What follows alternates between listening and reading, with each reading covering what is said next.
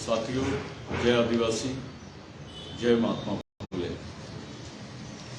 आज का दिन हम तमाम मूल निवासियों के लिए, मूल निवासी समूहों के लिए, भारत के मूल निवासी इतिहास के लिए, इस देश के शोषित पीड़ित जनता के लिए, इस देश के किसानों के लिए, मजदूरों के लिए बहुत महत्वपूर्ण दिवस है। क्योंकि आज क्रांति ज्योति महात्मा ज्योतिबा फुले का जन्म हुआ था।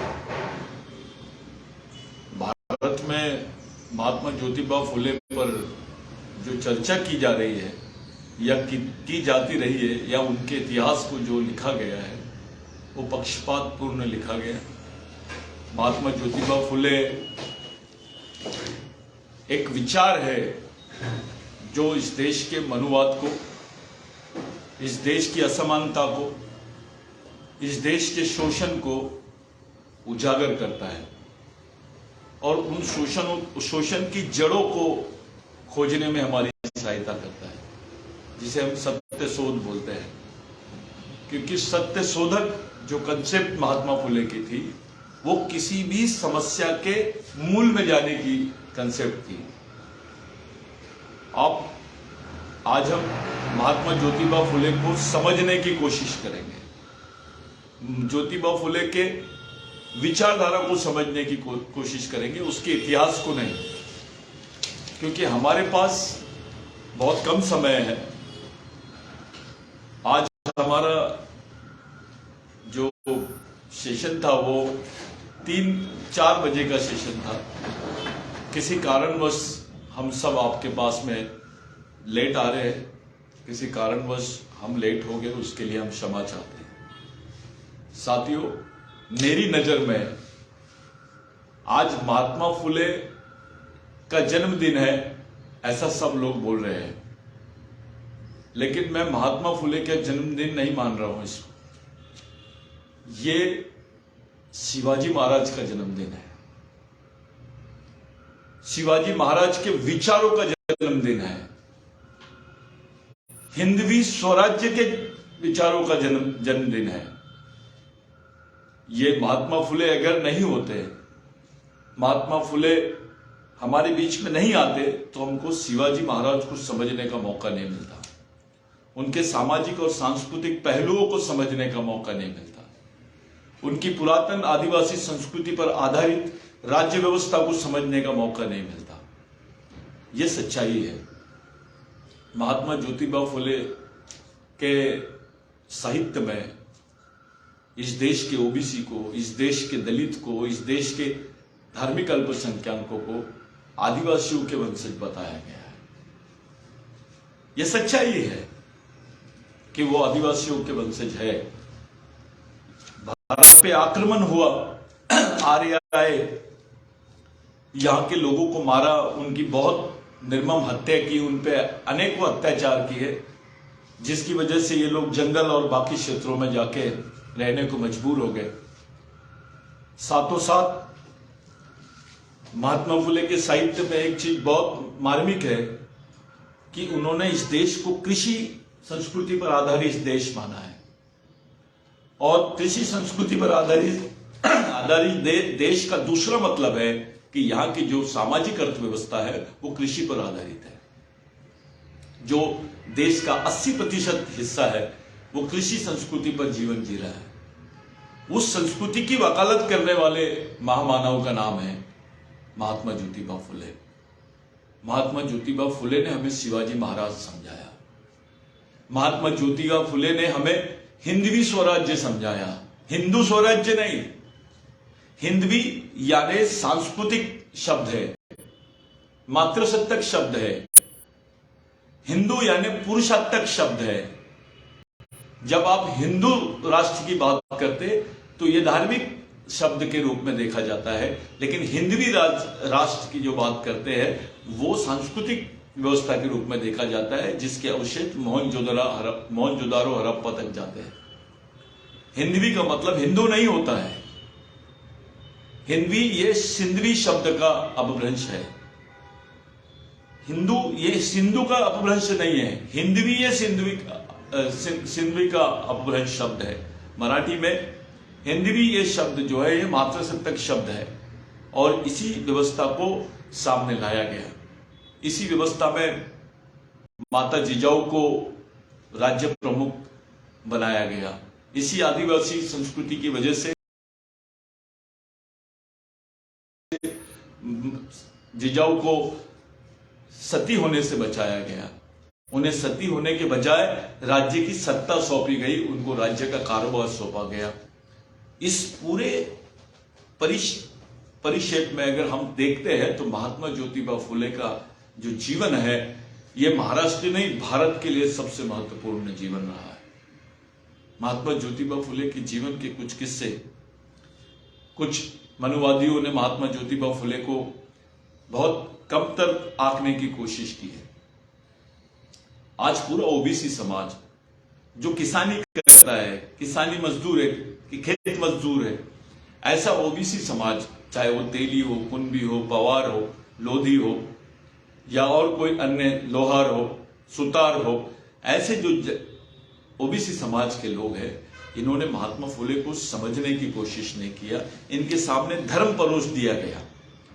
धर्म में इनके सांस्कृतिक अवशेष नहीं मिलते हैं, संस्कृति में इनके सांस्कृतिक अवशेष मिलते हैं, इनके शोषण और दमन का इतिहास मिलता है। धर्म बोलने के बाद एक नशे में आ जाता है व्यक्ति, उसको अपने बारे में, अपने अस्तित्व के बारे में, अपनी पहचान के बारे में सोचने का मौका ही नहीं दिया गया। इतना ज्यादा उसके दिलो दिमाग में धर्म का प्रभाव खड़ा किया गया। सत्यशोधक समाज की जो कंसेप्ट थी महात्मा फुले की, वो धर्म के खिलाफ में संस्कृति और समाज का संशोधन करने की कंसेप्ट है, जिसको ideology for the investigation of social system, जो तत्वज्ञान है वो इस देश की समाज व्यवस्था का इन्वेस्टिगेशन यानी उसका संशोधन करने की ताकत, उसमें शोध करने की ताकत और उसको माध्यम बनाया जा सकता है वो विचारों को। ये है महात्मा फुले की सत्यशोधक समाज की कंसेप्ट। ऐसी कंसेप्ट दुनिया में किसी व्यक्ति ने नहीं रखा जो महात्मा ज्योतिबा फुले ने रखी है।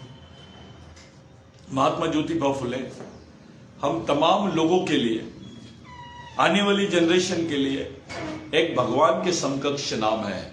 इस देश के किसान का पहला भगवान महात्मा ज्योतिबा फुले हो सकता है। इस देश के मजदूरों का पहला भगवान महात्मा ज्योतिबा फुले हो सकता है। इस देश की समाज व्यवस्था का विरोध और उसके खिलाफ विद्रोह खड़ा करने का काम करने वाले महात्मा ज्योतिबा फुले का हो सकता है। चाहे फिर वो ब्राह्मण महिला क्यों ना हो, वो भी कर्जदार है महात्मा ज्योतिबा फुले और सावित्रीबाई फुले के।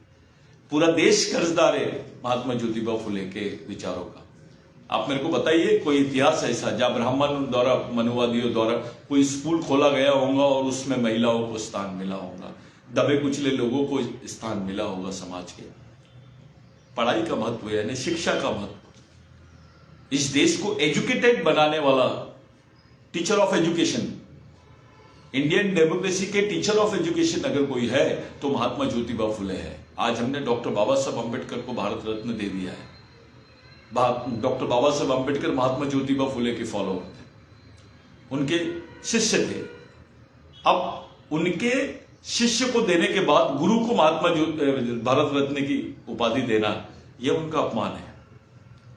अब जरूरी हो गया है कि कुछ ऐसी चीजें खड़ी की जाए जो इनके प्रॉपर सम्मान को उजागर करे। महात्मा ज्योतिबा फुले वो नाम है जिसने शिवाजी महाराज को न्याय दिया, उसकी विचारधारा को न्याय दिया इस व्यवस्था में। उनके शिवाजी महाराज की तरफ एक अलग एंगल से देखने की जो दृष्टिकोण हमारे में आई है वो महात्मा ज्योतिबा फुले की वजह से आई है। पूरा देश उसका ऋणी है, नहीं तो मनुवाद में शिवाजी महाराज का ही नहीं दिखाई देता है। शिवाजी महाराज को शेतकरी बोला, यानी किसान बोला है, किसानों का राजा बोला है। और वो पॉलिसीज जो थी शिवाजी महाराज की, जो उन्होंने लागू की थी किसानों के लिए और मजदूरों के लिए, उस पॉलिसी के अंतर्गत महात्मा ज्योतिबा फुले ने उनको जिस किसानों का देवता बोला है शिवाजी महाराज को। शिवाजी महाराज का इतिहास ब्राह्मणिकल इतिहास हो ही नहीं सकता है, धार्मिक इतिहास हो ही नहीं सकता है।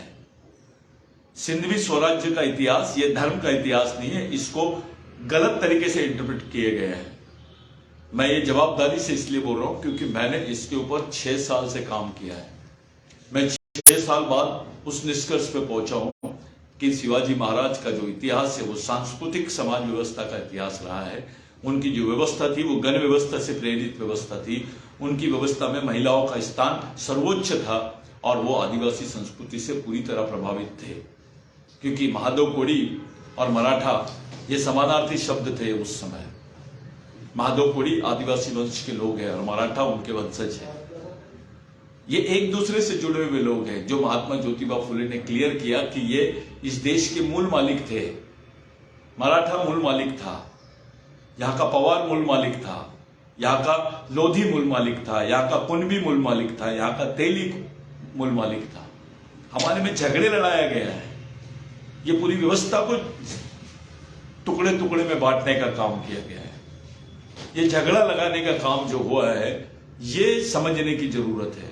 छोटी छोटी बातें बड़ी महत्वपूर्ण होती है। जैसे अगर पवारों में और तेलियों में झगड़ा लगाना है तो एक कहावत मनुवादियों ने डाल दी, कहां राजा भोज और कहां गंगू तेली।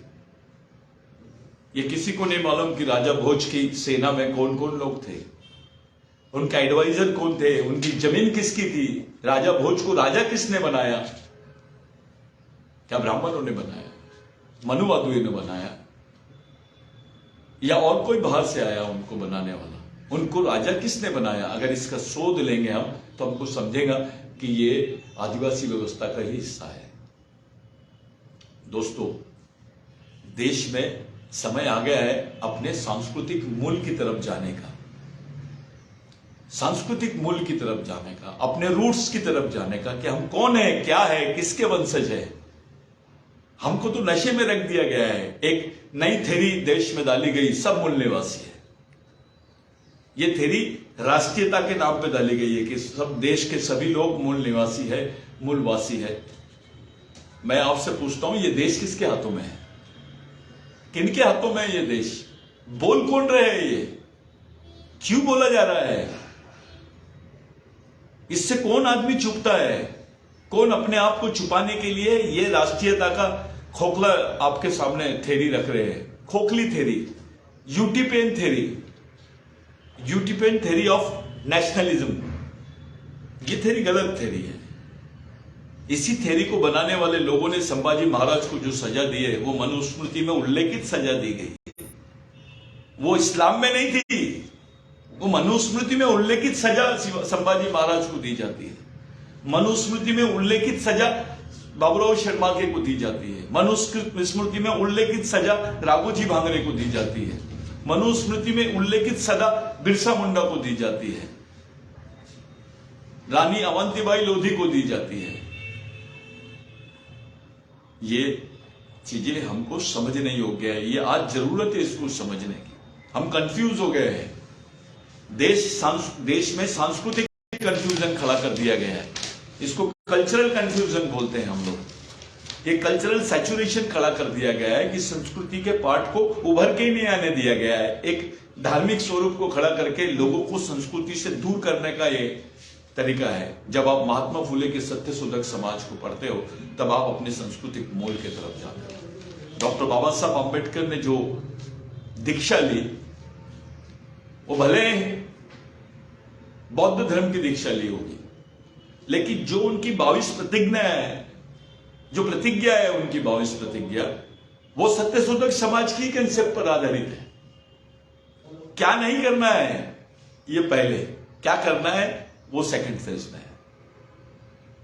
क्या नहीं चाहिए हमको, कौन नहीं चाहिए हमको, ये पहले तय करना है। हमारे लिए धर्म ऑप्शन नहीं है, हमारे लिए संस्कृति ही ऑप्शन है। इस देश में सांस्कृतिक राष्ट्रवाद को ही खड़ा करना पड़ेगा। धार्मिक राष्ट्रवाद इस देश की आत्मा नहीं है। इस देश के मूल जो है वो सांस्कृतिक राष्ट्रवाद की तरफ है और महात्मा फुले सांस्कृतिक राष्ट्रवाद के जनक है।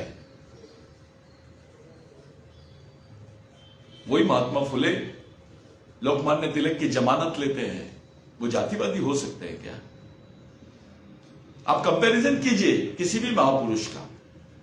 यहां जाति और उसकी बात नहीं है। महात्मा फुले जी का और आप आरएसएस की मूवमेंट का आप कंपैरिजन कीजिए, उसकी तुलना कीजिए, क्या बात है। इतनी बड़ी क्रांति करने वाली विचारधारा इस देश में मेजोरिटी में नहीं आई। इतना बड़ा परिवर्तन लाने वाली विचारधारा इस देश में मेजोरिटी में नहीं आई। जिस विचारों से इस देश की महिलाओं को पढ़ने नहीं मिला, जिन विचारों से इस देश के दलितों को पानी नहीं मिला, उनको कपड़े नहीं मिले, जिन विचारों की वजह से आदिवासियों के बदन पे कपड़े नहीं है, जंगल में रहने के लिए मजबूर हो गए, उन विचारों के लिए आज वो विचार बहुसंख्यकवादी विचार हो गए, बहुसंख्यावादी विचार हो गया वो। और जो विचारों ने हमको पढ़ना सिखाया, जिन विचारों ने हमको स्वाभिमान खड़ा करना सिखाया, जिन विचारों ने हमको मानवता सिखाई है, जिन विचारों ने इस देश की व्यवस्था के खिलाफ हमको लड़ना सिखाया, वो विचारधारा माइनॉरिटी में आ गई है, वो अल्पसंख्या में है। ये पहली हार है, आइडियोलॉजिकल हार है हमारी। भारत के किसानों की, मजदूरों की, ओबीसी की, दलित की, धार्मिक अल्पसंख्याओं की, आदिवासियों की जो वैचारिक हार है वो ये है कि महात्मा फुले के विचारों से हम ज्यादा प्रभावित नहीं हो गए। महात्मा फुले के विचारों को हमने अपने दिमाग का केंद्र बिंदु नहीं बनाया, हमारे विचारों का केंद्र बिंदु नहीं बनाया। महात्मा फुले पर हम काम नहीं किए या महात्मा फुले को समझ नहीं पा रहे हैं। कोई भी आबा बाबा आता है, हमको समझा देता है, क्या वो हमारे को हमारी पहचान दिला सकता है, हमारा आरक्षण दिला सकता है, हमारा संरक्षण दिला सकता है, हमारे बाल बच्चों की जो हमारी आने वाली जनरेशन के जीवन के बारे में बता सकता है? ये आपको धार्मिकता में नहीं मिलेंगे। आप कोई भी धर्म में जाइए, आप में सामाजिकता आना बहुत जरूरी है। आपको अपनी सांस्कृतिक मूल की तरफ जाने का संदेश महात्मा फुले के जीवन से मिलता है। महात्मा फुले की वजह से आज महिलाएं इस देश में पड़ी है। कोई इस बात को नकार सकता है? इस बात का कोई क्रिटिसाइज कर सकता है? इस बात को महात्मा फुले के पहले कोई इस चीज को किसी तरीके से सामने लाया? महात्मा ज्योतिबा फुले की जो लाइन थी, जो उनका काम करने का तरीका था, एक ऐसे बेल्ट में जहां पूरा मनुवादी सिस्टम था, जहां पूरा ब्राह्मणिकल सोशल ऑर्डर पे आधारित सिस्टम था, उस जमीन पर महात्मा फुले का काम मामूली काम नहीं है। इतनी डिफिकल्ट परिस्थिति में काम करने का अनुभव तो बाबा साहब को भी प्राप्त नहीं हुआ। लेकिन ये लोग मनुवाद का शिकार हुए हैं, ब्राह्मणवाद का शिकार हुए हैं। इनके साथ उस तरीके का भेदभाव हुआ है, चाहे महात्मा ज्योतिबा फुले रहे, अंबेडकर रहे, या पंजाब राव देशमुख रहे, या तुकाराम महाराज रहे, या तुकडोजी महाराज रहे, या छत्रपति संभाजी महाराज रहे, या शिवाजी महाराज रहे। ये भी अपमानित किए गए हैं जिन विचारों ने हमारे छत्रपति महाराज को अपमानित किया है। हिंदुत्व और हिंदवी स्वराज्य की विचारधारा को परखने नहीं दिया हमको। वो विचार हमारे बीच में कैसे आदर्श हो सकते हैं? किस तरफ हम जा रहे हैं? कौन सी दुनिया की तरफ जा रहे हैं? मैं कंपैरिजन नहीं कर रहा, मैं कोई तुलना नहीं कर रहा, लेकिन मैं आपसे पूछता हूं, थोड़ा सा ऐसा सोचिए कि जिस तरीके का प्रभाव पूरे देश में आज सावरकर जी के बारे में चर्चा हो रही है, जिस तरीके से उनको पॉलिटिकलाइज कर दिया गया, उनका राजनीतिकरण किया जा रहा है, मैं समझा नहीं आज तक के महात्मा फुले पे क्यों नहीं हुआ? महात्मा फुले पे चर्चा क्यों नहीं हुई? मेरे दिमाग के बाहर हो गया ये कि सावरकर पे देश में चर्चा होती है और महात्मा फुले पे नहीं होती। सावरकर जी की जो विचारधारा है और महात्मा फुले की जो विचारधारा है, वो क्या देश को दोनों विचारधारा में से कौन सी विचारधारा आज के तारीख में प्रासंगिक नजर आती है? हम धार्मिक कट्टरता या धर्म का आदर्श रखने का एक नया अनुभव आ सकता है, एक आधुनिक विचारधारा का हिस्सा हो सकता है, लेकिन इस देश में आज भी सामाजिक विषमता है, इस देश में आज भी शोषण है, इस देश में आज भी जाति के नाम पे शोषण हो रहा है, इस देश में आज भी एक जाति सबसे ऊपर और बाकी जाति उसके नीचे, ये व्यवस्था है। इसको कोई झुटला सकता है? नहीं झुटला सकता है। भारत में गांधी जी, इन्होंने महात्मा ज्योतिबा फुले से प्रेरणा ली है। डॉक्टर अंबेडकर, इन्होंने महात्मा ज्योतिबा फुले से प्रेरणा ली है। बाबा साहब को हमने भारत रत्न दे दिया, महात्मा फुले को कौन सा रत्न कहोगे आप? कौन सी उपाधि दोगे? बाबा साहब तो महात्मा ज्योतिबा फुले से प्रेरणा लिए और उनको ये किए, वो तो उनके शिष्य थे। महात्मा ज्योतिबा फुले का क्या? ऐसे समय महात्मा ज्योतिबा फुले को भारत रत्न देने की बात करना, ये महात्मा ज्योतिबा फुले के विचारों का अपमान है। विशेष करके आज आदिवासियों में चर्चा है कि महात्मा ज्योतिबा फुले, जिन्होंने पहला साहित्य लिखा इस देश में, जिस आदमी ने first man of the Indian sociology who has proved that tribals are the indigenous people of India, जिन्होंने पहले इस बात की वकालत की कि इस देश के जो गोंड, भील, कोल, ये जो लोग हैं, ये मूल मालिक थे। यहाँ के उस वंश के लोग मूल मालिक थे, यहाँ के शूद्र मूल मालिक थे, यहाँ के अतिशूद्र मूल मालिक थे। ये महात्मा ज्योतिबा फुले ने बोला है। 2000 उनके जाने के बाद, महात्मा ज्योतिबा फुले के जाने के बाद 110 साल बाद में भारत के सुप्रीम कोर्ट ने बोला है कि आदिवासी इस देश के मूल मालिक है। लेकिन दूसरी तरफ हमारी पॉलिसी दूसरी तरफ जारी है कि आदिवासी नहीं, सभी मूल मालिक है। यह स्टेटमेंट क्या सुप्रीम कोर्ट का अनादर नहीं है? यह स्टेट इस देश के मूल आदिवासियों का अनादर नहीं है? यह स्टेटमेंट क्या इस देश के ओबीसी का अनादर नहीं है? इस देश के दलितों का और अल्पसंख्यकों का अनादर नहीं है क्या? यह उनके खिलाफ में नहीं जा रहा है क्या? हम कौन सी तरफ जा रहे हैं, किस व्यवस्था की तरफ जा रहे हैं, यह सोचना बहुत जरूरी है। महात्मा ज्योतिबा फुले का पूरा परिवार, उनका जीवन इस देश के मानवता और समाज सेवा के लिए समर्पित रहा है। उनसे प्रेरणा कैसे ली जाए? उनसे प्रेरणा की बात करते हैं सब लोग। आज भी पूरे देश में महात्मा ज्योतिबा फुले को जाना नहीं गया, उनके साहित्य को दबाया गया, क्योंकि वो मनुवाद विरोधी साहित्य है। आज भी उनके साहित्य को देश के कोने कोने में अलग अलग भाषाओं में छपाने में कंजूसी की गई, चाहे कोई भी गवर्नमेंट हो। महात्मा ज्योतिबा फुले के साहित्य की आवश्यकता इस देश की समाज व्यवस्था के लिए बहुत जरूरी है। इस देश में देश के प्रत्येक मानव को पुनर्जीवित करती है, उसमें सांस्कृतिक एकता की बात करती है, उसमें मानवता पैदा करने वाली विचारधारा है महात्मा ज्योतिबा फुले की। आज बिरसा ब्रिगेड के माध्यम से महात्मा ज्योतिबा फुले की जयंती, और जयंती के दिन बिरसा ब्रिगेड ऐसा मानता है कि महात्मा ज्योतिबा फुले की जयंती यानी शिवाजी महाराज के विचारों का प्रारंभ दिवस होता है, क्योंकि शिवाजी महाराज की एक एक चीज का संशोधन करने वाला कोई व्यक्तित्व इस देश में है तो महात्मा ज्योतिबा फुले है। महात्मा ज्योतिबा फुले की वजह से शिवाजी महाराज सामने आते हैं, डॉक्टर बाबा साहब अम्बेडकर के प्रयास की वजह से बुद्ध सामने आते हैं, बिरसा मुंडा के प्रयास की वजह से पूरी सिंधु संस्कृति सामने आती है, टंट्या भील के प्रयास की वजह से पूरा शोषण और दमन और ये जो सह्याद्री से सतपुड़ा तक के जो क्षेत्र है भारत का, वो सामने आता है। वास्तविक आदिवासी भारत का इतिहास सामने आता है। महात्मा फुले का साहित्य इस देश के किसान के जमीर को छूता है। आज किसान आत्महत्या कर रहे हैं क्योंकि वो धार्मिकता की तरफ जा रहे हैं। वो अगर सामाजिकता और सांस्कृतिक तरीके से जीते तो वो आत्महत्या नहीं करते। जो खाना उगाता है, जो दूसरे को जीवित रख रहा है, वो कैसे आत्महत्या कर लेगा?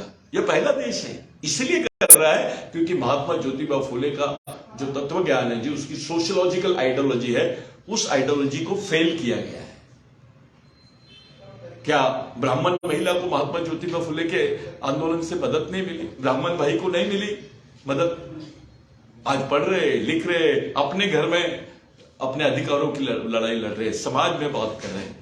लोग आए, चाहे किसी भी जाति का हो, उसने देश में और सामाजिकता के लिए, समाजवाद के लिए और मानवतावाद के लिए काम किया है। साथियों, महात्मा ज्योतिबा फुले को याद करना, इस देश में गांधी जी को राष्ट्रपिता की पदवी दे दी आपने। एक छोटा एग्जाम्पल दे रहा हूं मैं, इसका कोई मायना नहीं रखती है सब चीजें, लेकिन फिर भी एक कॉमन सेंस और कॉमन सोच की तरफ से बाबा साहब को हमने भारत रत्न बोल दिया।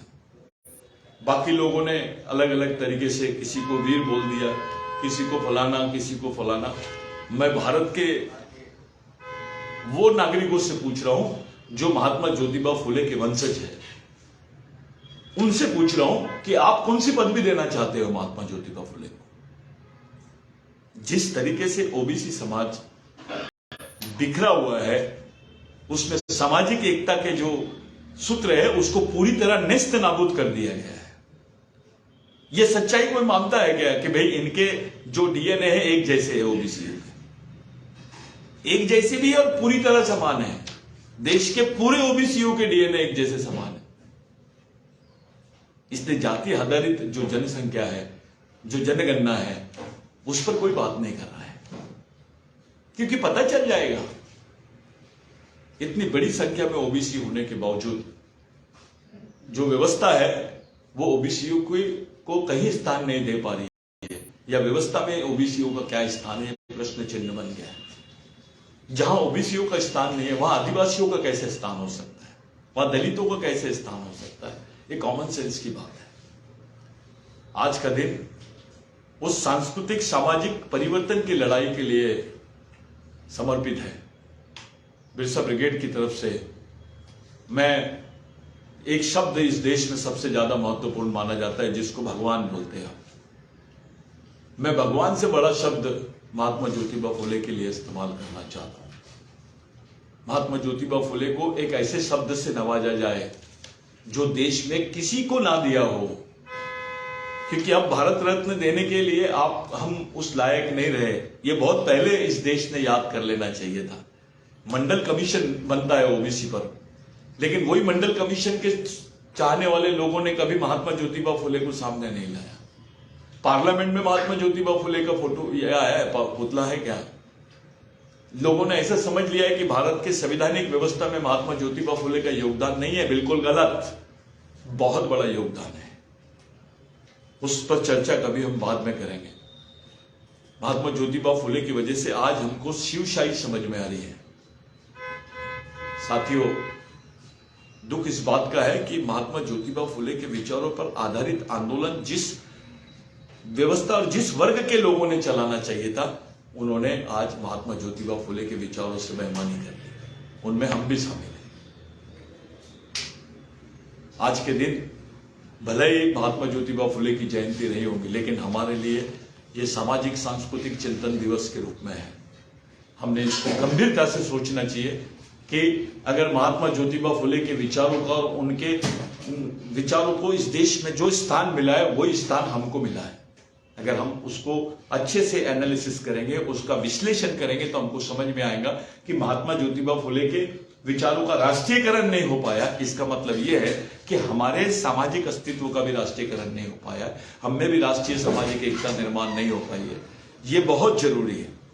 आज के दिन मैं आप तमाम लोगों को विनती करता हूं कि यह दिन हमारे लिए सामाजिक चिंतन का दिवस है, सामाजिक सत्य शोध का दिवस है। यह हमारे लिए छत्रपति शिवाजी महाराज के विचारधारा के हिंदवी स्वराज्य का दिवस है। आज के दिन यहां से शुरू होता है महात्मा ज्योतिबा फुले का आंदोलन। महात्मा ज्योतिबा फुले नहीं होते तो हमको शिवाजी महाराज समझने के लिए बहुत समय लगता। हम कहीं तो भी उनको गागा भट्ट से कम आंक लिए होते। गागा भट्ट हमारे लिए सबसे बड़े उच्च स्थान हुए रहते और शिवाजी महाराज हमारे लिए छोटे, अगर महात्मा ज्योतिबा फुले नहीं होते। साथियों, विषमता के खिलाफ की लड़ाई, शोषण के खिलाफ की लड़ाई और दमन के खिलाफ की लड़ाई, चाहे किसी भी समाज का हो, चाहे ब्राह्मण क्यों ना हो, विचारों का जो स्थान है वो सर्वोपरि है। आज के दिन मैं महात्मा ज्योतिबा फुले को पूरे बिरसा ब्रिगेड की तरफ से क्रांतिकारी अभिवादन करता हूं। हम आदरांजलि देते हैं। जय बिरसा, जय आदिवासी, जय फुले।